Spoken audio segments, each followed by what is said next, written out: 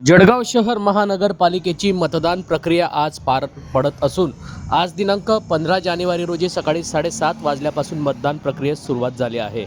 जळगाव शहराचे आमदार सुरेश भोडे यांनी जळगाव शहरातील रिंग रोड येथील रोजलँड शाळेत आज आपल्या परिवारासह मतदानाचा पवित्र हक्क यावेळी बजावला आहे। सकाळी आमदार सुरेश भोडे, त्यांच्या पत्नी माजी महापौर सीमा भोडे, पुत्र विशाल भोडे यांनी यावेळी मतदानाचा हक्क आपल्या परिवारासह बजावला आहे। आगामी काळात महानगरपालिकेवर महायुतीचाच झेंडा फडकेल असा विश्वास देखील आमदार सुरेश भोडे यांनी व्यक्त केला असून या संदर्भात जळगाव शहराचे आमदार सुरेश भोडे यांनी याबाबत अधिक माहिती दिली आहे। आपल्या परिवारासह त्यांनी मतदानाचा हक्क बजावला आहे।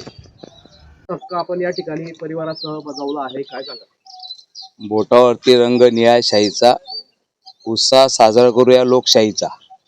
मला आज लोकशाहीने जो मतदानाचा अधिकार दिलेला आहे तो अधिकाराचा हक्क बजावताना एक आनंद वाटतोय। माझं मतदान ह्या जळगाव शहराच्या विकासासाठी, माझं मतदान ह्या महाराष्ट्राच्या विकासासाठी, माझं मतदान ह्या भारताच्या विकासासाठी राहील।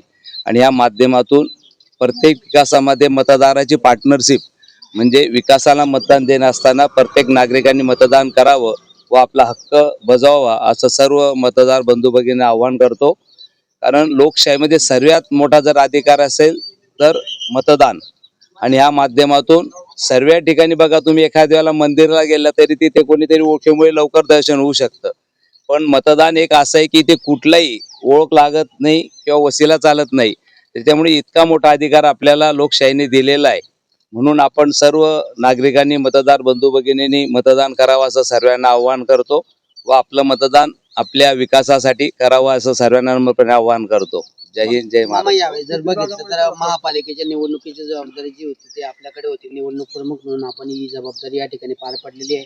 काय वाटते मामा, उद्या या ठिकाणी निकाल पार पडणार आहे, किती जागा महायुतीला मिळणार आहे? भाजपचं मी एक जळगाव शहराचा सेवक म्हणून, भारतीय जनता पार्टी महायुतीचा कार्यकर्ता म्हणून पूर्ण जळगाव शहरामध्ये 19 प्रभागामध्ये आम्ही प्रचार करण्याचा प्रयत्न केला। जनतेचे आशीर्वाद घेतले, आमचे सर्व महायुतीचे उमेदवार त्यांनी सर्वांनी आशीर्वाद घेतले आणि आम्हाला नक्की जनतेच्या चेहऱ्यावरती जो समाधान आणि आनंद वाटत होता की जळगाव महापालिकेवरती जळगाव आपल्या महायुतीचाच महापौर होणार, हा जळगाव शहरांच्या जनतेने ठरवलेला आहे। याच्यामध्ये 70+ महायुतीच्या जागा येतील असा आम्हाला विश्वास आहे आणि आम्ही प्रत्येक वेळेस विकासाच्या मुद्द्यावरती जनतेसमोर गेलो। हे सांगत असताना सर्वच कामं झाली का हेही आम्ही मान्य केलं, नागरिकांना दिलगिरी व्यक्त केली। काही कामं झाली, काही कामं राहिलेली, त्याची जाणीव आम्हाला आहे। येणाऱ्या काळामध्ये आम्ही विकास करण्याचा 100% प्रयत्न करू। पण 2014 नंतर भारतामध्ये आदरणीय भारताचे पंतप्रधान मोदी साहेबांचं नेतृत्व भारत देशाने मान्य केलं, त्याच्याच पाठीमागे राज्यामध्ये आदरणीय देवेंद्र फडणवीसचं नेतृत्व मान्य मुख्यमंत्री मान्य केलं आणि मी जळगाव शहरात पहिल्यांदा आमदार झालो। 2014 नंतर आम्ही जळगाव शहराचे जे भरीव कामे होते, म्हणजे महापालिका कर्जमुक्त असेल, ब्रिजचे काम असतील, शिवाजीनगर असेल, आसोद असेल, पिंपराळा असेल, शिव कॉलनीतला ब्रिज असेल, याचे कामं पूर्ण मार्गी लागलेले।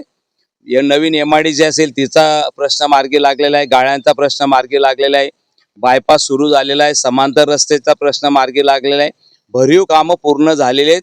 मूलभूत सुविधामध्ये रस्ते वगैरेचे गटरीचे जे राहिलेले आहेत ते आम्ही येणाऱ्या काळामध्ये पूर्ण करण्याचा प्रयत्न करणार। ठीक।